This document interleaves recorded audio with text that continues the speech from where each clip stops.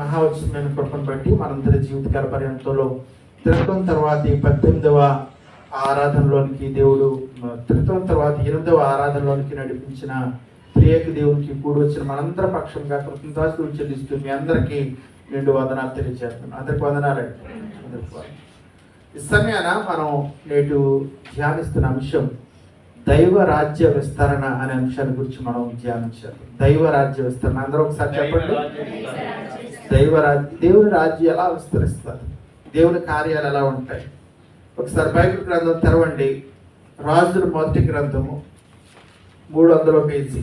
రాజుల మొదటి గ్రంథం 18వ అధ్యాయము 41 నుండి 44 వరకు నేను చదువుతున్నాను. చూడండి, రాజుల మొదటి గ్రంథం 18వ అధ్యాయం 41 నుండి 44 వచనాలను చదువుతున్నాను. మీరు చూడండి, 300వ పేజీ. పిమ్మట ఏలియా విస్తారమైన వర్షం వచ్చినట్లుగా ధ్వని పుట్టించున్నది, నీవు పోయి భోజనము చేయమని అహాబుతో చెప్పగా అహాబు భోజనం చేయబోయిన గాని ఏలియా కర్మేలు పర్వతం మీదకి పోయి నేల మీద పడి ముఖము మోకాళ్ళ మధ్య ఉంచుకుని తరువాత అతడు తన దాసుని పిలిచి నీవు పైకి పోయి సముద్రం వైపు చూడమనగా వాడు మెరక ఎక్కి పారజూచి ఏమీ కనబడలేదనగా అతడు ఇంకా 7 మార్లు పోయి చూడమని చెప్పాడు. 7వ మారు అతడు చూచి అదిగో మనిషి చెయ్యి అంత చిన్న మేఘము సముద్రం నుండి పైకి ఎక్కుచున్నదనెను. అప్పుడు ఏలియా, నీవు అహాబు దగ్గరకు పోయి నీవు వెళ్లకుండా వర్షము నిన్ను ఆపకుండానట్లు నీ రథమును పొమ్మని చెప్పగానే వారిని పంపాను. అంతలో ఆకాశము మేఘములతోనూ గాలివానతోనూ కారు కమ్మెను. మోపైన వాన కురిసెను గనుక అహాబు రథమెక్కి యజ్రెయేలునకు వెళ్ళిపోయాను. క్రీస్తునందు ప్రియ పరిశుద్ధ దేవుని బిడ్డలారా, ఈ సమయాన కొన్ని విషయాలు మీకు ప్రారంభంలో చెప్పాలని ఆశపడుతున్నా. మీరందరూ కూడా ఆయా సమయాల్లో బైబిల్ చదువుతూ ఉంటారు. కొంతమంది ఉదయం లేవగానే బైబిల్ చదువుతూ ఉంటారు. కొంతమంది అవసరతలు వచ్చినప్పుడు బైబిల్ చదువుతూ ఉంటారు. కొంతమంది శుభకార్యాలప్పుడు, పుట్టినరోజులో లేకపోతే ఇంకేవో మేలు జరిగినప్పుడు బైబిల్ చదువుతారు. కొంతమంది అనారోగ్యంలో ఉన్నప్పుడు, కొంతమంది ప్రతి ఆదివారం బైబిల్ చదువుతూ ఉంటారు. మీరు ఎప్పుడు బైబిల్ చదివినప్పటికీ కూడా మీరు బైబిల్ చదివేటప్పుడు లోక సంబంధమైన నేత్రాలతో బైబిల్ చదవకూడదు. లోక సంబంధమైన లాజిక్తో బైబిల్ చదవకూడదు. విశ్వాస సంబంధమైన నేత్రాలతో బైబిల్ని చూస్తూ విశ్వాస సంబంధమైన దృష్టితో బైబిల్ని చదవాలి. ప్రతి బిడ్డ ఈ సమయాన లోక సంబంధమైన మనస్సు లాజిక్లు వెతుకుతూ ఉంటుంది. లాజిక్ ఎక్కడ కనబడుతుంది మనకి? ఈ లోక సంబంధమైన సైన్స్లో లాజిక్ కనబడుతూ ఉంటుంది, ఫిజిక్స్లో లాజిక్ కనబడుతూ ఉంటుంది. కానీ బైబిల్ భాష అనేది విశ్వాసపు భాష. బైబిల్లో రాయబడిన కార్యాలు అనేవి విశ్వాసపు కార్యాలు. విశ్వాసము అనున్నది నిరీక్షింపబడు వాటి యొక్క నిజస్వరూపమును అదృశ్యమైనవి అంటే లేనివి కనబడనివి ఉన్నవనుటకు రుజువునై ఉన్నది. కాబట్టి బైబిల్ భాష విశ్వాసపు భాష. నువ్వు బైబిల్ చదివేటప్పుడు క్రీస్తు యొక్క కళ్ళతోటి మనం బైబిల్ని చూడాలి, బైబిల్ని చదవాలి.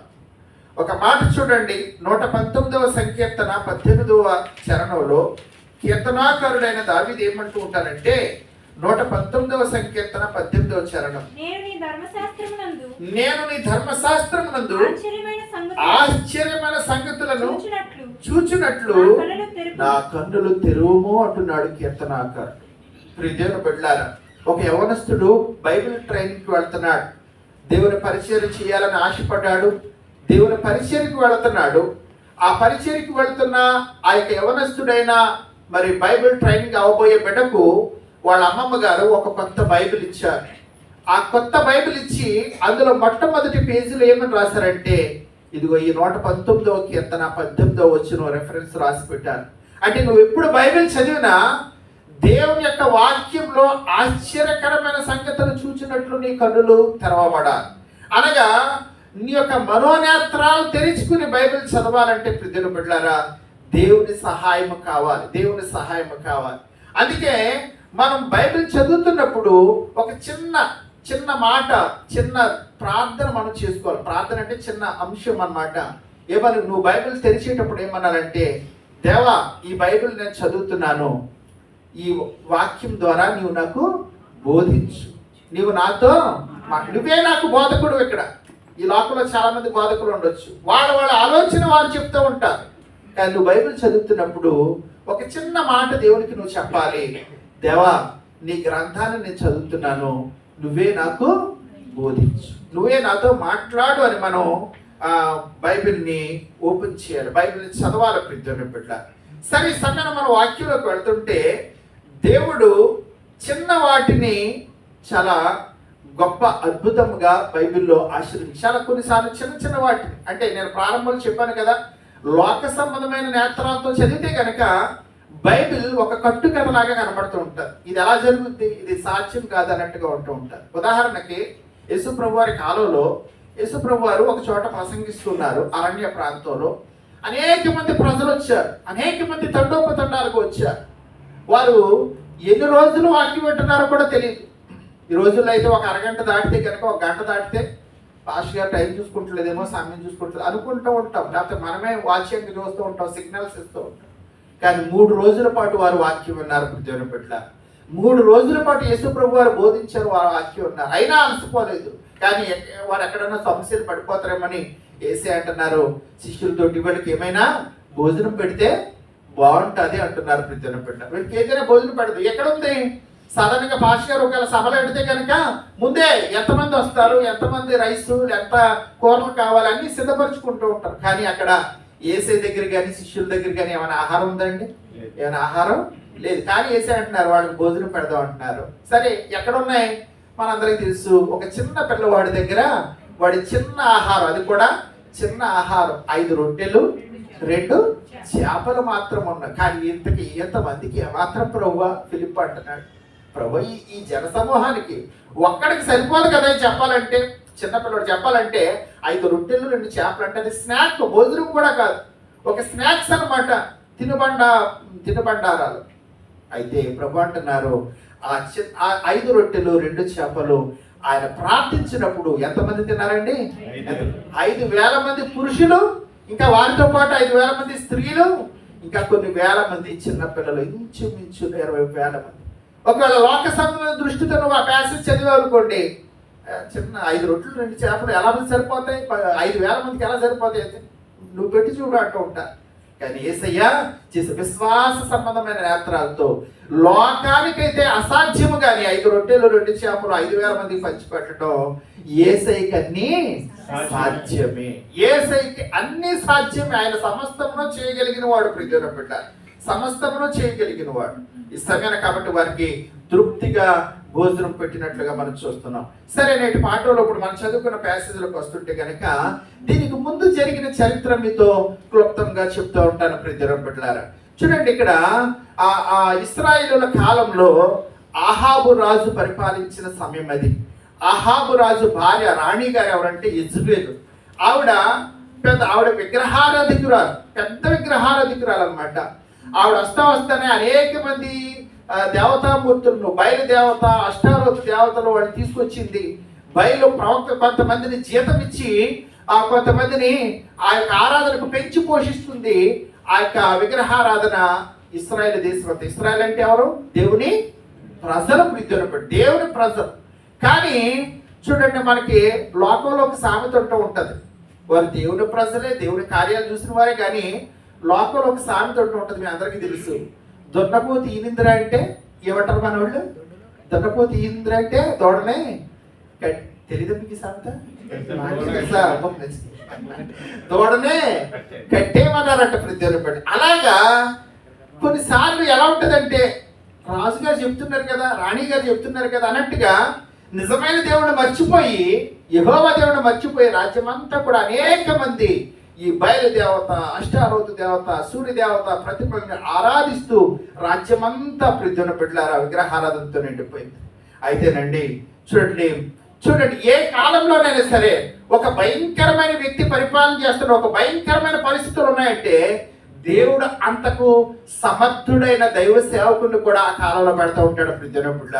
అందుకు సరిపోయినట్టి సాదాసీదా దైవ సేవకుని పెట్టలేదు. అహాబు రాజు కాలంలో ఒక ప్రవక్త కూడా ఉన్నాడు ఇటువైపు. ఆయన పేరు ఏలియా ప్రియమైన. ఆయన పేరు ఏలియా అండి. ఏలియా ప్రవక్తకున్న బిరుదు ఏంటండి?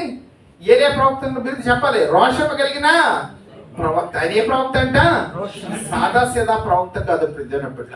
కాబట్టి రోషము కలిగిన ప్రవక్త. ఎంత ప్రవక్త మనం చూద్దాం. అయితే జరిగే పరిస్థితులు చూస్తూ సహించలేకపోయాడు మరి ఏలియా ప్రవక్త. కాబట్టి ఇదిగో ఈ మీ బయలుదేవతలు ఆరాధిస్తున్న మీ దేవుడు గొప్పోడో, మా నిజమైన దేవుడు యెహోవా దేవుడు గొప్పోడో తెలియజేసుకుందాం రండి అని ప్రతి సవాళ్ళు చేసుకున్నారు. ఒక ప్రదేశానికి చేరారు, ఒక బలిపీఠం కట్టారు. ఆ బలిపీఠం మీద ఒక క్రొవ్విన ఎద్దును వధించి బలి సిద్ధం చేశారు. ఇదిగో మొదట ఛాన్స్ ఎవరికి ఇచ్చారు? బయలుదేవత ప్రవక్తలకు ఇచ్చారు. మీ దేవుడిని పిలవండి, ఆకాశం నుండి నిప్పు లేకుండా ఆకాశం నుండి అగ్ని దింపి ఆ యొక్క బలిపీఠాన్ని దహించాలి. అది అక్కడ నిజమైన దేవుడు ఎవరు అనడానికి సూచనగా ఉన్నది. కాబట్టి ఉదయం నుంచి మధ్యాహ్నం అయిపోయింది, బలిదేవత ప్రవక్తలు పిలుస్తున్నారు, బయలా రా రా రా ఈ యొక్క బలిపీఠాన్ని దహించు అని. మధ్యాహ్నం 12 అయిపోయింది, 1 గంట అయింది, 2 అయింది, 3 అయింది. ఏ ఉలుకు లేదు పలుకు లేదు ప్రియమైన బిడ్డలారా. సన్సెట్ లోగా, సూర్యాస్తమయం లాగా ఆ యొక్క బలిపీఠం మీద ఉన్న ఆ యొక్క మాంసము దహించబడాలి. 4 అయిపోయింది. ఇక ఇప్పుడు వాళ్ళ సమయం అయిపోయింది కాబట్టి ఏలియా సమయం వచ్చింది.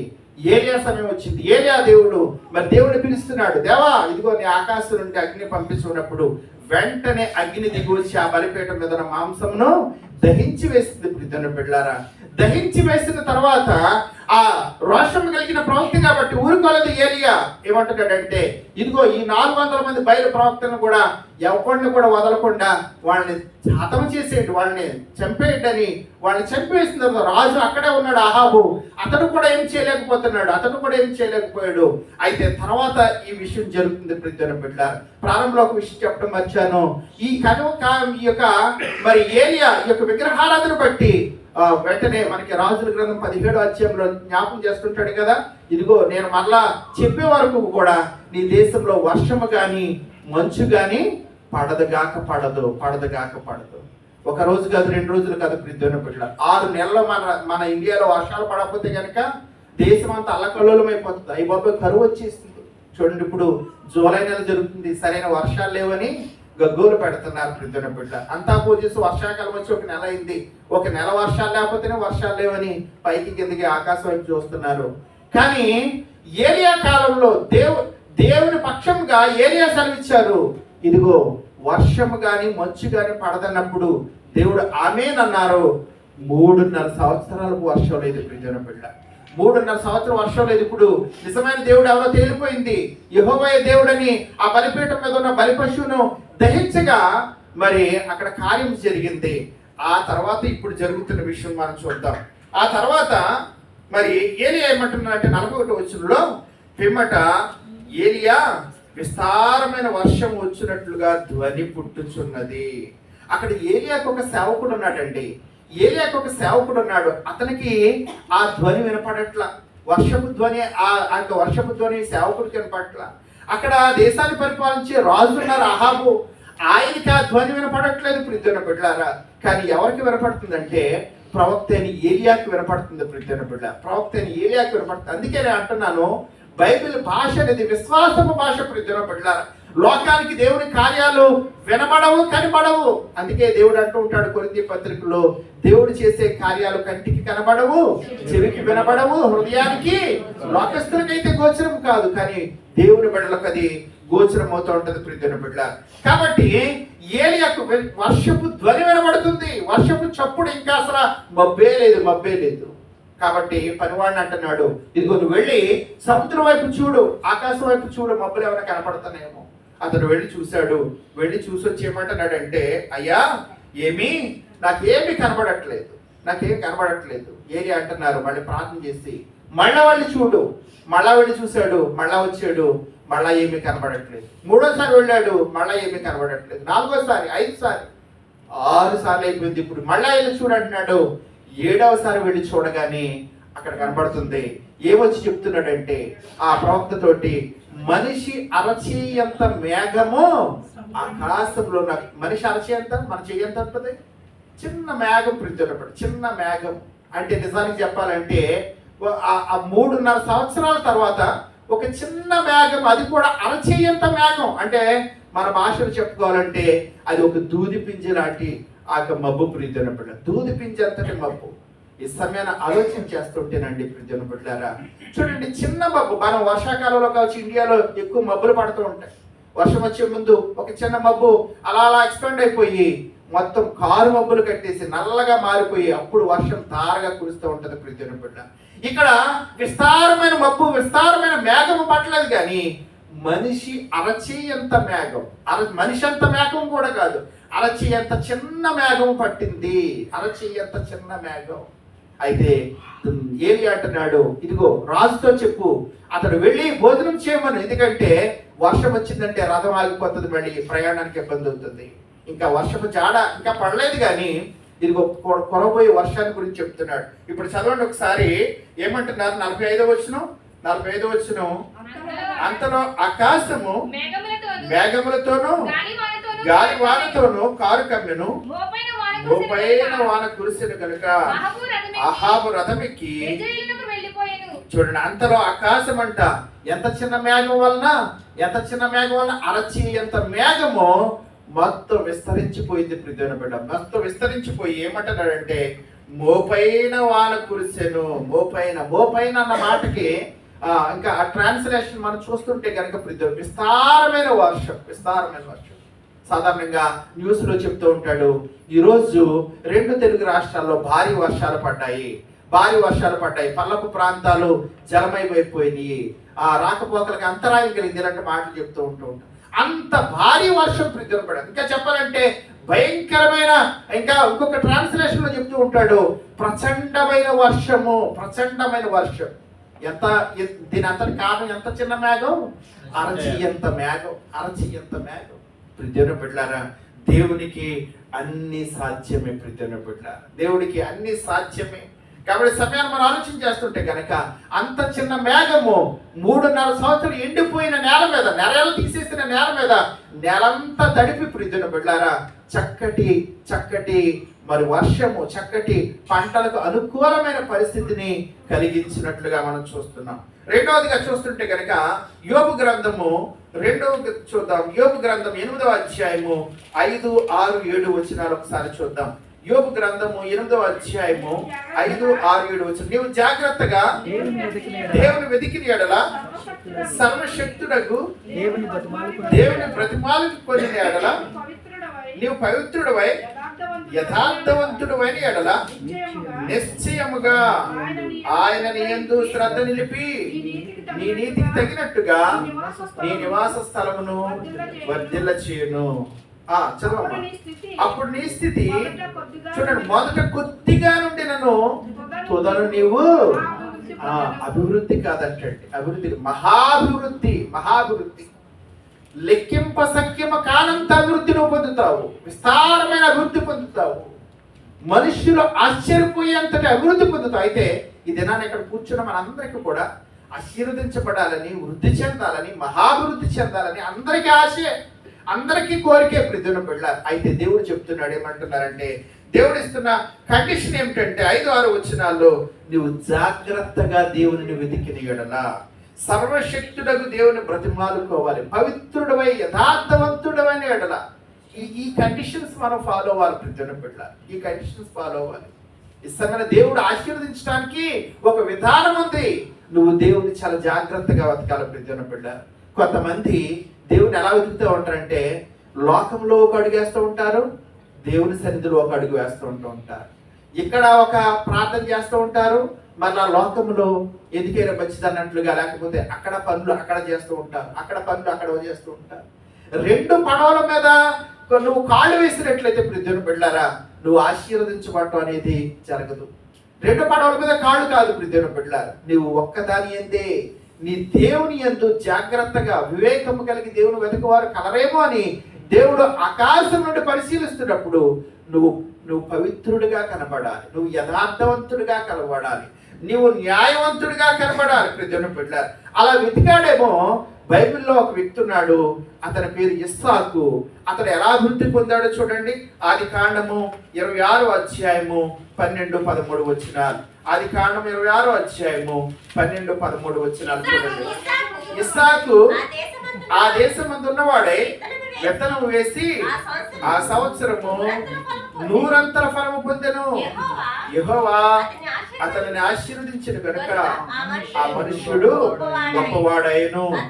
అతడు మిక్కిలి గొప్పవాడగ వరకు క్రమక్రమముగా మిక్కిలి గొప్పవాడగరు అనక ఊహించలేనంత విస్తారమైన గొప్పవాడయ్యే వరకు. కారణం ఏంటో తెలుసా? అక్కడ ఇస్సాకు విత్తనం వేసింది ఏ నెలలో తెలుసా? ఆ అధ్యాయం మనం జాగ్రత్తగా చదివితే గెరారు ప్రాంతం ప్రియుని బిడ్డ. అక్కడ కూడా ఏరియా కాలంలో ఉన్నట్లే కరువు వచ్చింది ప్రియుని బిడ్డ, విస్తారమైన కరువు. ఆ ఊరోళ్ళు విత్తనం వేస్తుంటే ఎండిపోతుంది, ఆ ఊరోళ్ళు విత్తనం వేస్తుంటే పాడైపోతుంది, ఎండకి దహించిపోతుంది. కానీ అలాంటి ఎండిపోయిన నేలలో ఇస్సాకు విత్తనం వేశాడు. ఇస్సాకు విత్తనం వేసినప్పుడు అది 100 ఫలం ఇచ్చాయట. పంట 100 బస్తాలు ధాన్యం ఇచ్చింది ప్రియుని బిడ్డ. ఒక చిన్న లేకపోతే బస్తాడు ధాన్యము. ఇష్టమైన కారణం ఏంటో తెలుసా? ఇస్సాకు అనగానే మనకు గుర్తు రావాల్సింది, ఇస్సాకు గొప్ప ప్రార్థనాపరుడు ప్రియుని బిడ్డ, గొప్ప ప్రార్థనాపరుడు. భార్య కోసము ఎలియాజరు వెళితే పొలంలో కూడా ప్రార్థించిన వాడు, గొప్ప ప్రార్థనాపరుడు. భార్య తర్వాత పెళ్ళైన తర్వాత గొడ్రాలైతే భార్య కోసం ప్రార్థించిన వాడు ప్రియుని బిడ్డ, భార్య గర్భఫలం కోసం. ఇది నాన్న ఇస్సాకు లాంటి ప్రార్థనాపరుడు అయితే కనుక దేవుడు నిన్ను క్రమక్రమముగా దినదినము చూడండి. దేవుడు నిన్ను ఎలా ఆశీర్దిస్తాడంటే ఒక్క రోజులో భక్తికి మెచ్చాను అన్నట్టుగా అలా ఆశీర్వదించాడు ప్రియుని బిడ్డ. డే బై డే నువ్వు చేస్తున్న పనిని ఆశీర్దిస్తాడు, నీకు వస్తున్న జీతాన్ని ఆశీర్దిస్తాడు. రోజు రోజుకు కూడా దినదినాభివృద్ధి చెందించి నిన్ను ఒక మహావృక్షముగా నిలుపుతాడు ప్రియుని బిడ్డ, మహావృక్షంగా నిలుపుతాడు అంటాడు. సరే, నేటి సువార్త పాఠంలోకి వచ్చినట్లయితే గనక చూడండి, మత్తయి సువార్త ఆ యొక్క 13వ అధ్యాయం మనం చూస్తూ ఉంటే గనక యేసుక్రీస్తు ప్రభువారు చెప్తున్నారు. ఆయన మరి ఒక ఉపమానం, మత్తయి సువార్త 13:31 అండి. ఆయన మరి ఒక ఉపమానం వారితో చెప్పాను. పరలోక రాజ్యము ఒకడు తీసుకుని తన పొలంలో విత్తిన ఆవగింజను పోలినది. ఆవగింజ మీకు అందరికి ఆవగింజ తెలుసు కదండి. ఆవగింజ అందరికీ తెలుసు, మగవాడికి ఏంటి ఆడవాడికి అందరికీ తెలిసిందే, తెలియదు ఏమి కాదు, చిన్నప్పటి నుంచి చూస్తున్నదే. కానీ చూడండి, కింద కూడా ఒక ప్యాసేజ్ చెప్తున్నారు యేసుక్రీస్తు ప్రభువారు. పరలోక రాజ్యాన్ని దేంతో పోలుస్తున్నారంటే ఎవరికి తెలియని, ఎవరికి లేకపోతే ఏదో చూడని, లేకపోతే ఏదో ధనవంతుల ఇంట్లో ఉండే పెద్ద దానితో దేంతో పోల్చట్లేదు. అందరూ పేదవాడి దగ్గరికి వచ్చి సామాన్యుడు ధనవంతులు అందరి ఇంట్లో ఉండే ఆవగింజతో పోలుస్తున్నారు. అందరూ కూడా రొట్టెలు చేసుకునే పిండితో పరలోక రాజ్యాన్ని పోలుస్తున్నారు. చూడండి, ఒక వ్యక్తి ఎంత జ్ఞానవంతుడో చెప్పాలంటే కనుక అతడు ఎంత గొప్ప విషయాన్ని ఎంత సింపుల్గా చెప్పగలుగుతున్నాడో, ఎంత తేలికగా అర్థమయ్యే భాషలో చెప్పగలగటమే అది జ్ఞానం ప్రియుని బిడ్డ.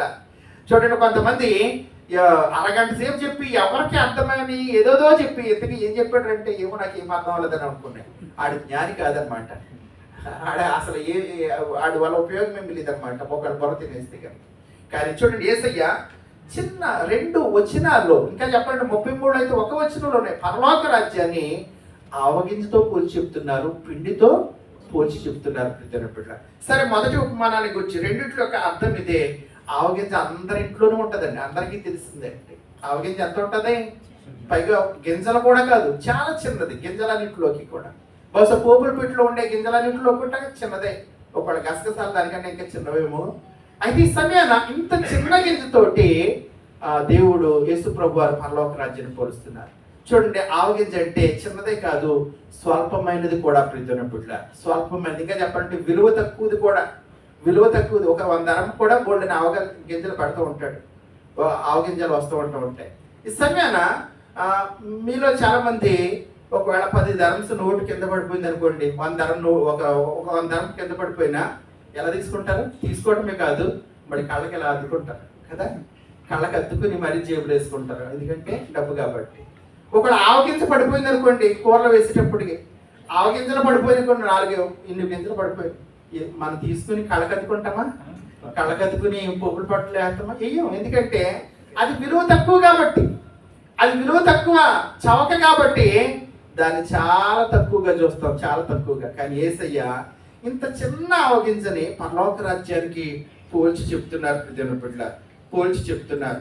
ఈ సమయాన్ని మనం ఆలోచన చేస్తుంటే కాబట్టి యేసుక్రీస్తు ప్రభువారు చెప్పిన ఆ ఉపమానాలు కానీ బోధలు కానీ మనము విశ్వాసపు నేత్రాలతో చూడాలి.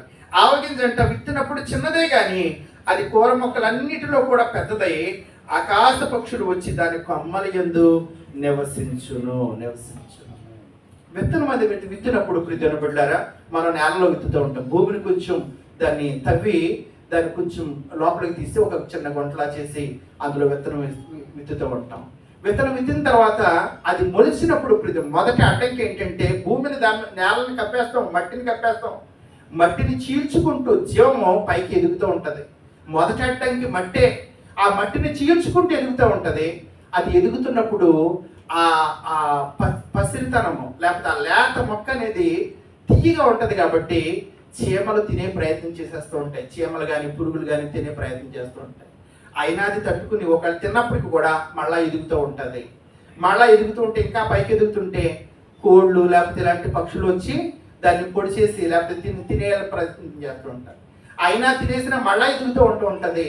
ఇంకా కొంచెం ఎదిగిన తర్వాత మొక్క ఈ మాత్రం ఎదిగిన తర్వాత ఆ దారంతో వెళ్ళే మేకలు, గొర్రెలు, గేదెలు, పశువులు, ఆవులు, ఎడ్లు లాంటివి తినడానికి చూస్తూ ఉంటారు. మనం తింటా ఉంటే కూడా తిన్నప్పటికి కూడా అది కూడా తట్టుకుని ఇంకా ఎదుగుతూ ఉంటుంది. ఇప్పుడు పెద్ద వృక్షమైన తర్వాత ఒక పెద్ద వృక్షంగా మారుతుంది. కొన్ని రోజులకి వృక్షమైన తర్వాత ప్రియమైన బిడ్డలారా ఏ పశువులైతే ఆ యొక్క మొక్కను తినాలనుకునే వృక్షమైన తర్వాత అవి భోజనం గడ్డి తిని దాని నీడను చక్కగా విశ్రమిస్తూ ఉంటాయి. నీడన సేద తీరుతూ ఉంటాయి. అంతేకాదు ఆ లేత మొక్కని డ్యామేజ్ చేయాలని లేకపోతే పొడుచుకుని తిన్న పక్షులేమో దాని యొక్క కొమ్మల్లో గూళ్ళు కట్టుకుంటూ ఉంటాయి. గూళ్ళు కట్టుకుంటూ ఉంటాయి. ఈ సమయాన ఈ విషయాన్ని నేను ఎందుకు చెప్తున్నానంటే ఈ ఆవగింజ ప్రభుని యేసుక్రీస్తు వారికే పోలికగా ఉన్నది. ప్రియమైన బిడ్డ, ప్రభుని యేసుక్రీస్తు వారికే పోలికగా ఉన్నది. ఎందుకంటే ఈ సమయాన్ని మనం ఆలోచన చేస్తుంటే యేసుక్రీస్తు ప్రభు వారి యొక్క పరిచర్య కూడా ఈ లోకంలో చాలా చిన్నగా మొదలైంది. చిన్న పరిచర్య అయింది. నన్ను ఎవరైనా ఒకవేళ మీరు ఏం చేస్తారని అంటే కనుక నేను పాస్టర్ గారిని అని చెప్తాను. మీ సంఘం ఎంతమంది ఉంటారని అడుగుతూ ఉంటారు కదా. మా సంఘం ఎంత ఉంటుంది? ఒక 70 మంది ఉంటారండి, ఒక 60-70 మంది ఉంటారండి. చిన్న సంఘం అండి అని చెప్తూ ఉంటాం. ఆ మాటతో పాటు చిన్న సంఘం. ఈ లోకంలో చాలా మంది ఒకవేళ 50 మంది ఉంటే చిన్న సంఘం, 100 మంది ఉంటే చిన్న సంఘం, మరి చాలా చిన్న పరిచర్య అని చెప్పుకోవచ్చు. కానీ యేసుక్రీస్తు ప్రభు వారిది ఈ లోకంలో ఉన్న వాళ్ళందరికంటే చిన్న పరిచర్య. ఆయన సంఘం ఎంతమంది అంటే 12 మంది. ఆయన సంఘం ఎంతమంది అంటండి? 12 మంది. ఆయన శిష్యులే మొదటి సంఘం. ప్రియమైన బిడ్డలారా, ఆ 12 మంది కాస్త లోకాసు వార్త 10వ అధ్యాయంలో 70 మంది అయ్యారు. 70 మంది శిష్యులు అయ్యారు. అపోస్తుల కార్యక్రమం గ్రంథము ఆయన చనిపోయి ఆరోహణమైన తర్వాత అపోస్తుల కార్యాలు 1వ అధ్యాయంలో చూస్తుంటే కనుక వారి సంఖ్య 120 మంది అయ్యారు. 120 మంది తర్వాత 2వ అధ్యాయంలోకి వస్తే కనుక పెంతెకోస్తు పండుగలో పేతురు ప్రసంగించిన తర్వాత వారి సంఖ్య 3000 మంది బాప్తిస్మం పొందారు. 3000 మంది. 4వ అధ్యాయంలోకి వస్తే కనుక ప్రియమైన బిడ్డలారా 5000 మంది బాప్తిస్మం పొందారు. తర్వాత మనం చూస్తుంటే కనుక అపోస్తుల కార్యంలో 6వ అధ్యాయం 7వ వచనం చూడండి. అపోస్తుల కార్యాలు 6వ అధ్యాయం 7వ వచనం చూస్తుంటే అక్కడ దేవుని వాక్యము ప్రబలమై శిష్యుల సంఖ్య యెరూషలేములో బహుగా విస్తరించెను. మరియు యాజకులలో అనేకులు విశ్వాసమునకు లోబడిరి. ఏమంటున్నాడు ఇక్కడ? దేవుని వాక్యము ప్రబలమై శిష్యుల సంఖ్య యెరూషలేములో బహుగా విస్తరించెను. ఎంతమందో ఇంకా చెప్పలేదు, ఇంకా సంఖ్య బహుగా. ప్రియమైన ఈ సమయాన్ని ఆలోచన చేయండి. విస్తరించి 2026 సంవత్సరాలకి ప్రపంచంలో చూడండి 12 మంది శిష్యులు చేసిన సువార్త 12 దేశాలకు వెళ్ళి సువార్త చెప్పడమే గొప్ప. ప్రియమైన బిడ్డలారా, ఆ రోజుల్లో ఇప్పుడులాగా ఫ్లైట్లో ఎక్కి అలా ల్యాండ్ అయ్యి ఒక అరగంట ప్రసంగం చెప్పి ఇంకో దేశానికి వెళ్ళిపోవటమా? ఆ రోజుల్లో ఇలాంటి ఫ్లైట్లు ఇలాంటి జర్నీలు ఏమి లేవు కదా. 2000 సంవత్సరాల క్రితం ఓడల మీద వెళ్ళాలి. అక్కడ భాష వేరు, అక్కడ కల్చర్ వేరు, అక్కడ నాగరికత, అక్కడ మనుషులు ఎలాంటి వాళ్ళు అయినప్పుడు కూడా వాటన్నిటిని తట్టుకుని ప్రియమైన బిడ్డలారా ఈ యొక్క 12 మంది శిష్యులే ప్రపంచం అంతా. ఆ శిష్యుల యొక్క శిష్యులు వారి శిష్యులు అలాగా ఈ ప్రపంచమంతా సువార్త విస్తరించబడింది. ఇప్పుడు ఎంతమంది క్రైస్తవులో తెలుసా? ఏ డినామినేషన్ అయినప్పటికీ కూడా ప్రియమైన బిడ్డలారా ప్రపంచంలో 230 కోట్ల నుంచి 240 కోట్ల మంది క్రైస్తవులుగా ఇప్పుడు యేసుక్రీస్తు ప్రభుని దేవుడుగా ఆరాధిస్తున్నారు. 240 కోట్ల మంది ఎక్కడ, 12 మంది ఎక్కడ ప్రీతిని పెట్టారు. 12 మంది ఎక్కడ, 12 మంది. వారు చేసిన సేవ ఎంత ప్రభావవంతమైందో చూసారా? ఈ సమయాన్ని ఆలోచన చేస్తుంటే ఈ సేవ ఈ 12 మంది నుంచి ఇన్ని కోట్ల మందికి విస్తరించడంలో అబ్బా ఎంత గొప్ప సేవ, ఎంత గొప్ప సువార్తికుడు అండి, ఎంత గొప్ప వాక్యం అండి అని అందరూ ప్రోత్సహించిన వారు కాదు ప్రియమైన బిడ్డలారా. ఈ సువార్తని ఆటంకాలు అవరోధాల మధ్య ప్రియమైన బిడ్డలారా, ఏమండి హతసాక్షులు అయిపోయారు సేవ కోసం. హతసాక్షులు, మరణాలు, స్టెఫను వంటి వారిని మరి చంపడం, ఇవన్నిటిని కూడా ప్రారంభం గుండి కూడా చూస్తుంటే అపోస్తులైన పౌలు సెకండ్లతో బంధించబడటం ఇవన్నీ మనం చూస్తుంటే కనుక సేవ అనేది అనుకూలతల మధ్య పెరగలేదు ప్రియమైన బిడ్డ. నేను అందుకే చెప్పాను, ఆ గింజ మొలిచినప్పుడు దాన్ని చీమలు తినేసేయాలని చూస్తూ ఉంటాయి, పురుగులు తినేయాలని చూస్తూ ఉంటాయి. దాన్ని ఇంకా కొంచెం పెరిగినప్పుడు పక్షులు తినేయాలని చూస్తూ ఉంటాయి, ఇంకా పెరిగినప్పుడు మరి జంతువులు తినేయాలనుకుంటూ ఉంటాయి, మేకలు, గొర్రెలు, ఎడ్లు లాంటివి. ఇంకా ఎదిగిన తర్వాత ప్రియమైన బిడ్డ అప్పుడు వృక్షమైపోయిన తర్వాత ఇప్పుడు ఆకాశ పక్షులు వచ్చి దాని యొక్క చెట్లు కొమ్మలు ఏం కట్టుకుంటాయంట, గూళ్ళు కట్టుకుంటాయంట.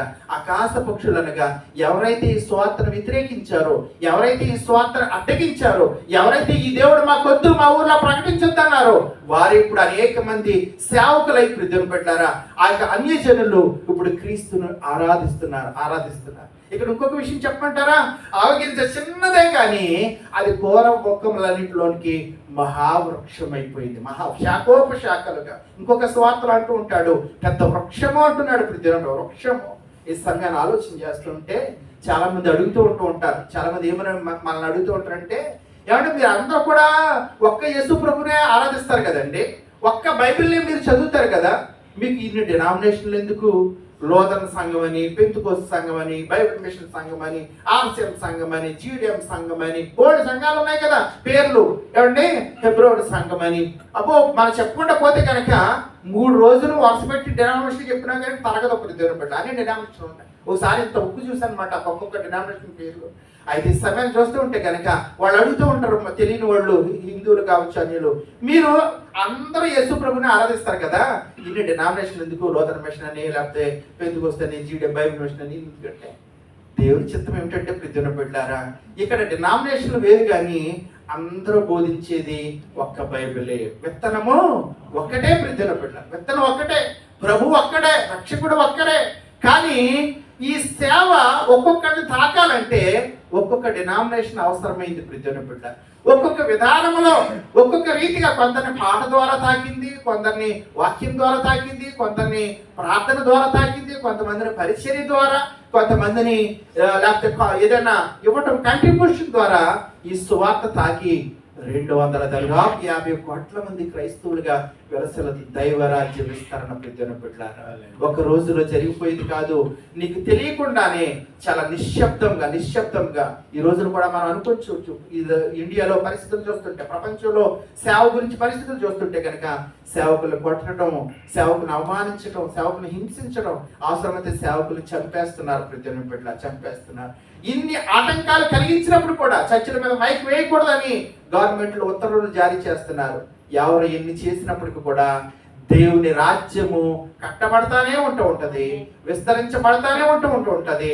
ఆయన రాజ్యము కొరకు, ఆయన రాకడ కొరకు ఈ రాజ్యం సిద్ధపడతానే ఉంటది ప్రతిదిన బిడ్డ. కాబట్టి ఈ యొక్క వృక్షం పెద్దదైనప్పుడు కూడా దీని యొక్క మూలము, విత్తనము చిన్నదే. కాబట్టి దేవుడే దాన్ని వృద్ధి చేస్తాడు. కాబట్టి నీ జీవితంలో కూడా ఒకవేళ నాది చిన్న జీతం అండి, నేను చిన్నవాడిని అండి, నాది చిన్న కుటుంబం, ప్రతిదిన బిడ్డ నీ స్థితి మొదటి కొద్దిగా ఉండినప్పుడు కూడా దేవుళ్ళు నువ్వు విశ్వాసం ఇస్తే కనుక నువ్వు మహాభివృద్ధి పొందుతావు, విశ్వాసాల అభివృద్ధి పొందుతావు, ప్రార్థనల అభివృద్ధి పొందుతావు ప్రతిదిన బిడ్డ. అంత మాత్రమే కాదు కానీ మనం దేవునికి ఇచ్చుట్లో కూడా ప్రతిదిన బిడ్డ నమ్మకంగా ఉండాలి. దేవునికి ఇచ్చుట్లో కూడా మన గుప్పిళ్ళు క్రమము తప్పక కనీసం నెలలో ఒక వారమైన కృతజ్ఞతగా అనుకుని మరి అందిస్తూ ఈ పరిచర్యకు తోడ్పడాలి. పరిశుద్ధాత్మ దేవుడు మనందరి వినుకుల్లో ఈ మాటలు దీవించుగాక. ఆమేన్.